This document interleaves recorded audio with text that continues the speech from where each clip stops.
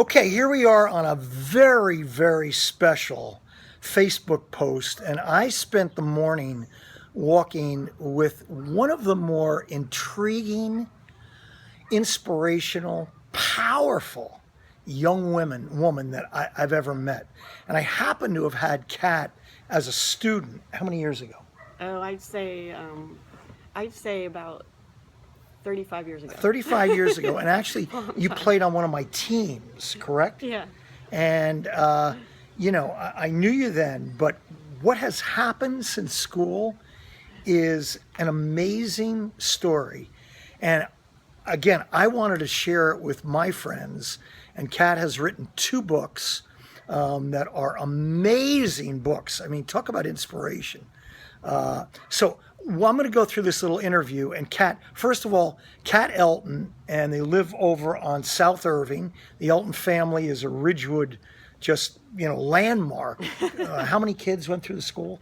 4 kids and a couple dogs that roam the neighborhood. Right. So tell us all your story a little bit. Well, when I was 2.5 years old, I went from being a very active, excited little kid to someone who had a lot of pain. And it happened pretty quickly. At the age of 2.5, I was diagnosed with juvenile rheumatoid arthritis. And I'm 48 now, so that means that I've spent almost 46 years of my life in pain. 46, Yeah. 46 years. Yeah. Now, when you say in pain, every day? Yeah. Well, you can see my latest fashion accessory here, which is on my neck. And this is a result of the arthritis as well. So there's never a dull moment when it comes to rheumatoid arthritis or chronic disease in general. And you just went through I just surgery? went through a spinal surgery where they fused my first and second cervical vertebrae. And it was a pretty significant surgery. And it's just part of my life. This is another thing that 6 months ago I had no idea that this was going to be happening to me, and yet here I am having this beautiful opportunity to see my old coach, hang out with my parents, and to have this amazing life-saving surgery. Well, the thing that makes me gravitate to you is that anyone who's going through adversity, and I've talked to thousands of people over the last year who are going through adversity.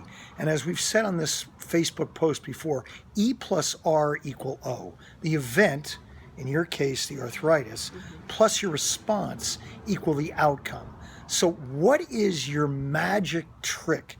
What is the formula to getting through a daily 48 times 365 is a lot of days. How have you been able to not only get through this, but you've gone to NYU, you're an OT, you've written two books, you're married, you're a vibrant, dynamic woman. How have you done it? What's the key?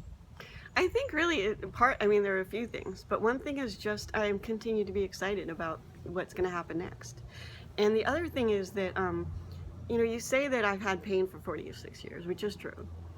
But the pain is not a constant thing. It always is changing. It's a changeable event. So I'm always kind of thinking, and this is true, when the pain is bad, it's going to get better. When the pain isn't so bad, I'm not thinking about the bad pain. We've all had really hard times in our life. And maybe a year later, you're thinking, boy, I'm glad that's over with, but you're not in the moment still there and feeling that pain. You're just glad it's over with. So from a day to day, I can have a very hard pain day. The next day may lighten up. I'm not back in the day before thinking about how hard my life is. I'm enjoying the moment. Right. I'm enjoying not having the pain. You're enjoying the moment. And I'm just looking forward to, and I'm doing the things that I can now do, and I'm feeling so excited that I'm doing them. So you told me that one of the reasons we connected, we had this gratitude connection. So is gratitude a big part of your life? Yes, completely. And there are a lot of platitudes that you hear, and one of them is attitude is everything. But some of them are platitudes because they're very, very true. And I think that is one that is so true. You can choose, you don't have a lot of choice in life and on certain things, but you always choose your attitude. Right. And I really think that when you meet pain well, you're always having a choice on how you meet your pain. and we all have pain. It's a universal experience. So when you choose to meet your pain well, you're growing gratitude. And that's just the bottom line. You're gonna grow your gratitude if you meet your pain well, because you're gonna be, for me, when I walk on I actually live in Durango, Colorado when I'm not having surgery. And I'm so grateful because I live near mountains. And almost every day of my life, I'm walking in the trees, in the mountains.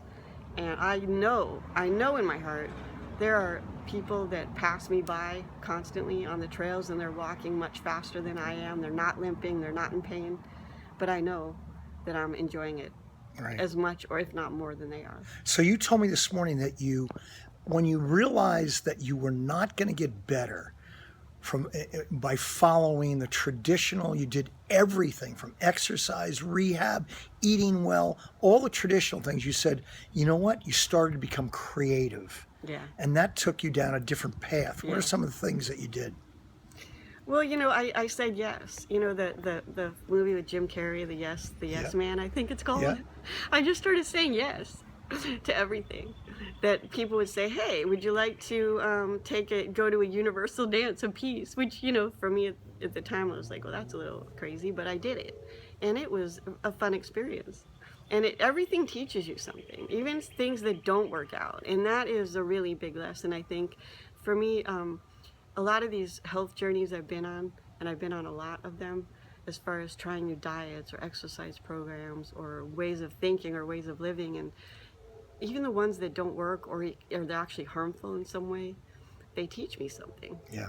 And they make me, okay, I can either cross it off my list and say, this isn't really who I am or what I want to be spending my time doing, or, it's something that I can add and at times bring into my toolbox of my, living. Right. How do I live? Now, you said after you then searched out every cure you could find, then you found out that really it's not all about your physical health at all. So what do you mean by that? Yeah, so basically I spent, my life has been a bit of a trajectory. In the beginning of it, I just kind of tried to do the best I could and not complain. And then I started seeking it out. And when I became a young adult, I thought, well, shoot, I can heal myself. I can be that 1 in a million person that gets into a remission from this disease. So I just put that in my head and I tried to make it happen. Well, about 10, 15 years later, not only didn't it happen, I went into the worst flare-up of my life and became basically non-functional. So that was a crushing blow, as you can imagine, to a young person in the prime of their life, thinking, oh, I'm going to get rid of this. Instead, I did the opposite. So I thought, well, okay, so basically that didn't work. Trying specific diets and exercise programs and meditating and positive thinking and all the things that people would recommend. So what's left? And like I said, what's left is being creative and being curious about life in general. And maybe I thought, I was focusing so much on the physical part.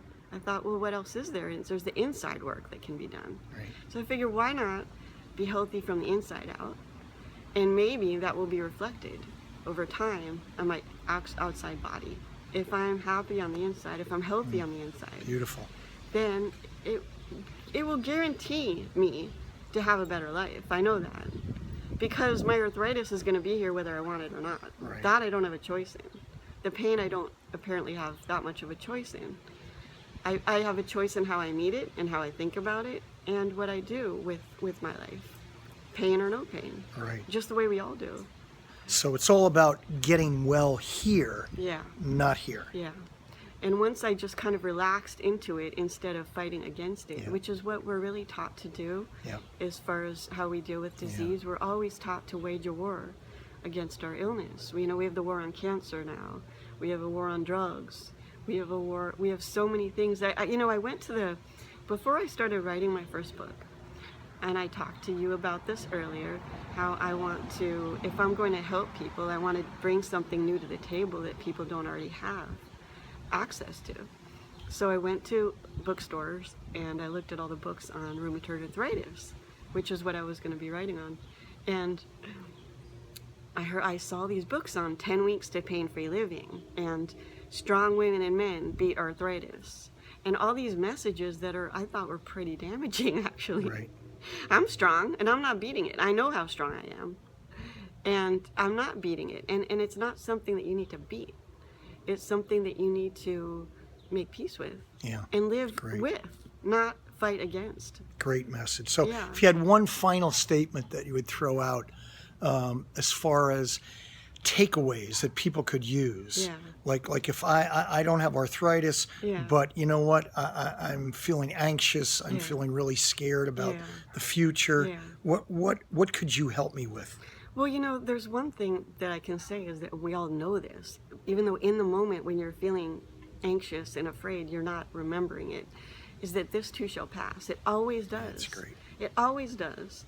And when you're having a really hard time, I always have a private joke in my head when it's really bad, the pain, because I know it'll get better. There's nowhere to go but up. Right. So when you're down, I forget who said this, but they said when you're down, only when you're in the gutter can you lay up and see the stars. That's great. And so I think that when I'm down really far, and I have many days of my life that I'm in a lot of pain and I am not able to do much because of that pain, I just look forward to the next day because I know it's not gonna last. That's great. And like I said earlier, when I'm having the good days, I'm not worrying about the bad days. And I think that again, for me, I was forced into practicing this because I was given this painful disease.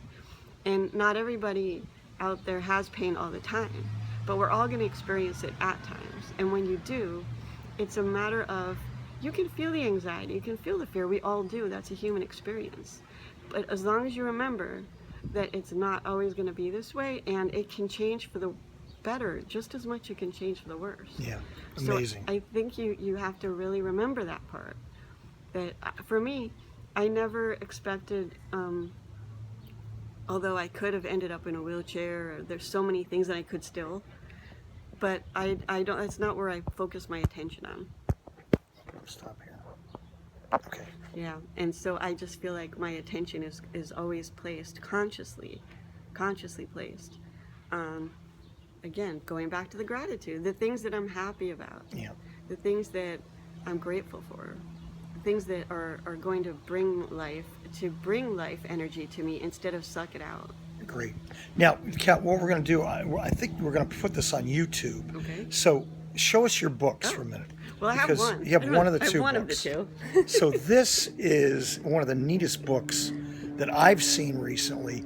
And to me, you help me if I'm wrong. It talks about this my dog. It talks about the psychological part of dealing with adversity, right? Yeah. And how to get through it. And, really, really terrific. So we're going to follow up with this with another interview. But if you... I think I think what's going to happen, because it's too long for Facebook, we'll post on Facebook that you can get to this link, but we'll put it on YouTube.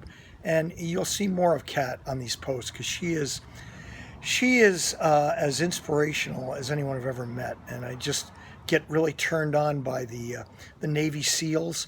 She's a SEAL every day of her life. And that's... It's one thing to be in service for 20 years. You've been in for 46 years with now a level of gratitude that matches anyone. So, Kat, thank you so much. You. All right? Thank you. Take care.